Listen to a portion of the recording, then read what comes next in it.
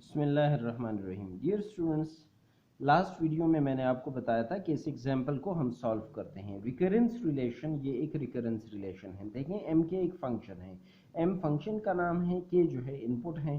Parenthesis में भी लिख सकते हैं और इसको सबस्क्रिप्ट फॉर्म में, सबस्क्रिप्ट नोटेशन में भी लिख सकते हैं। M K, M is name of the function, K is the input. So for M K this equals to, देखें इस फंक्शन की डेफिनेशन ये किसके बराबर है, 2m माइनस 1 प्लस 1। इसकी डेफिनेशन में ये फंक्शन m दोबारा यूज हो रहा है but with smaller value.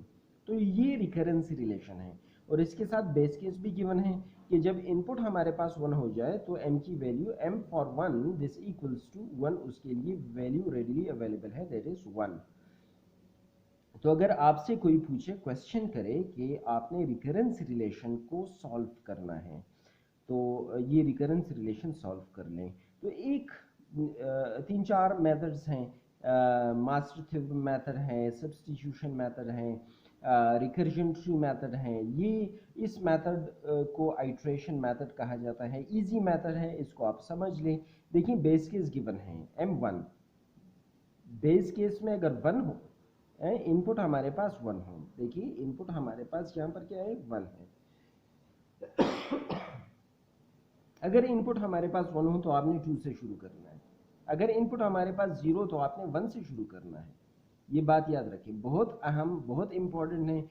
Input हमारे पास बेस केस में अगर 1 हो तो आपने के की वैल्यू 2 से शुरू करना है। फॉर के इज इक्वल टू 2, 1 तो ऑलरेडी गिवन है।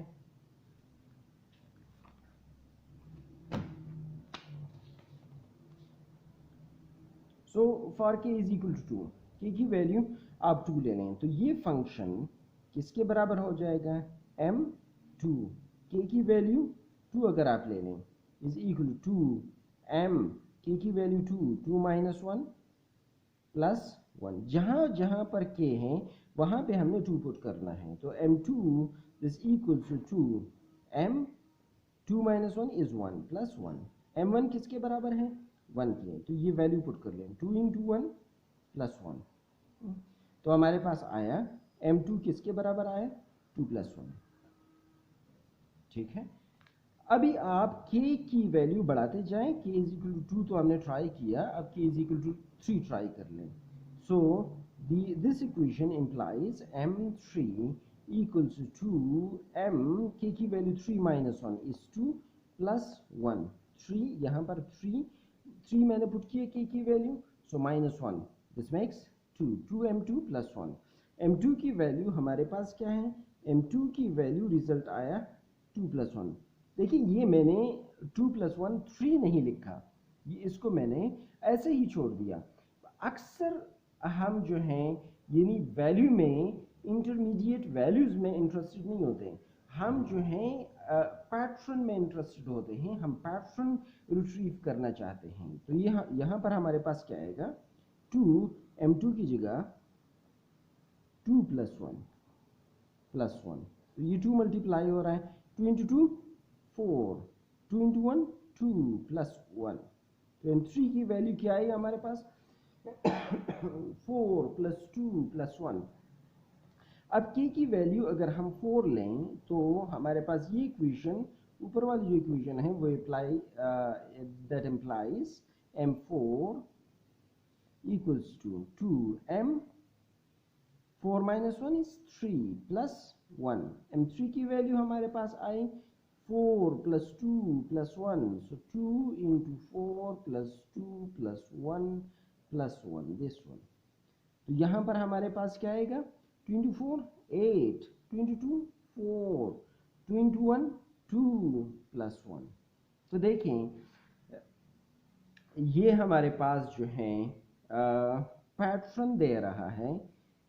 अगर इसको हम सीधा लिख लें तो हमारे पास आ जाएगा 1 plus 2 raise to power 1 plus 4 can be written as 2 square. ठीक है, 2 स्क्वायर। और ये हमारे पास पैटर्न दे रहे हैं, 1 को अगर पहले लिख लें प्लस उसके बाद 2 रेज़ टू पावर 1 प्लस 4 जो है 2 रेज़ टू पावर 2 लिख सकते हैं, प्लस 8 को लिख सकते हैं 2 रेज़ टू पावर 3। तो देखें, अगर इनपुट हमारे पास 3 हो तो ये सीरीज शुरू हो रहा है 1 से और 2 raise to power 1 2 raise to power 2। Input 3 है तो ये 2 तक जा रहा है, इनपुट 4 है तो ये 3 तक जा रहा है, इनपुट 2 है तो ये 2 रेज़ टू पावर 1 तक जा रहा है। अगर हमारे पास इनपुट जो है अगर वो 10 हो तो देखिए 1 + 2 स्क्वायर ये कहाँ तक जाएगा, 4 के लिए 3 तक जा रहा है तो 10 के लिए 2 रेज़ टू पावर 9 तक जाएगा।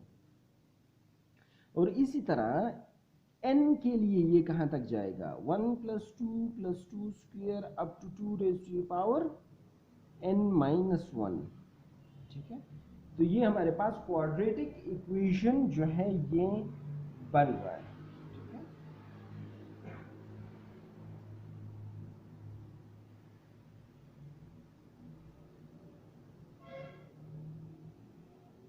सॉरी, ये हमारे पास ज्योमेट्रिक सीरीज जो है बन रहा है, इसमें रेशो कॉमन है। रेशो क्या है, 2। हर टर्म के साथ जो है 2 मल्टीप्लाई हो रहा है और नेक्स्ट टर्म उससे हम हासिल कर रहे हैं। तो इसका क्लोज्ड एंड फॉर्म ये क्या होगा, हमारे पास क्वाड्रेटिक इक्वेशन क्या है,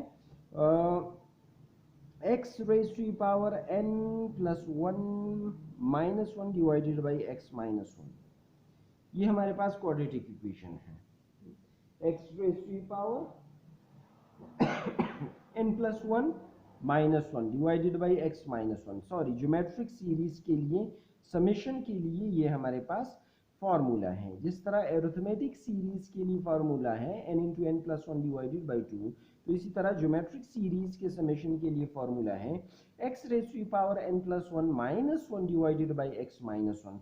तो x की वैल्यू यहाँ पर 2 है तो 2 raise to power n, last हमारे पास पावर क्या है n - 1, तो n की जगह n - 1 + 1 फार्मूले वाली -1 डिवाइडेड बाई x की जगह 2 - 1। तो ये देखें +1 - 1 के साथ कैंसिल, तो हमारे पास आ जाएगा 2 raise to power n - 1 divided by 2 - 1 is 1 को लिखने की ज़रूरत नहीं है। तो आंसर हमारे पास आएगा 2 रेज़ टू पावर n - 1।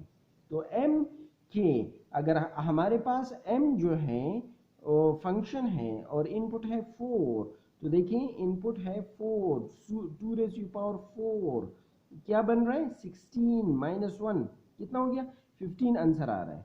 ठीक है, और अगर हम जो है यानी इस रिकरेंस रिलेशन में जो है k की जगह 4 पुट कर लें, हमारे पास क्या आएगा, देखिए हमने m2 फाइंड करना है, m3 फाइंड करना है, m4 फाइंड करना है, और उस m4 से क्या बन रहा है 8 और 4 12 और 2 14 और 1 15। यहाँ से रिकरेंस रिलेशन भी 15 दे रहा है और हमारे पास क्लोज्ड एंड फार्मूला ये भी 15 दे रहा है।